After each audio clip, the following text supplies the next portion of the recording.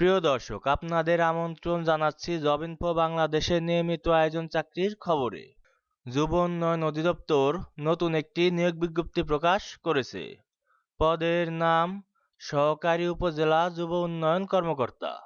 পদের সংখ্যা 242টি।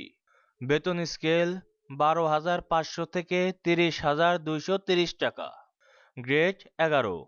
শিক্ষাগত যোগ্যতা কোনো স্বীকৃত বিশ্ববিদ্যালয় হতে দ্বিতীয় শ্রেণীর স্নাতক বা সমমানের ডিগ্রি থাকতে হবে। 23 জুন 2026 তারিখে প্রার্থীর বয়স সর্বনিম্ন 18 বছর এবং সর্বোচ্চ 32 বছরের মধ্যে হতে হবে। আগ্রহী প্রার্থীগণ http://dyd.teletalk.com.bg এই ওয়েবসাইটে আবেদনপত্র পূরণ করতে পারবেন। অনলাইনে আবেদনপত্র পূরণ ও পরীক্ষার ফি জমা দানের শুরুর তারিখ 24 মে 2026 সকাল 9টা এবং অনলাইনে আবেদনপত্র জমা দানের শেষ তারিখ 23 জুন 2026 বিকাল 4টা।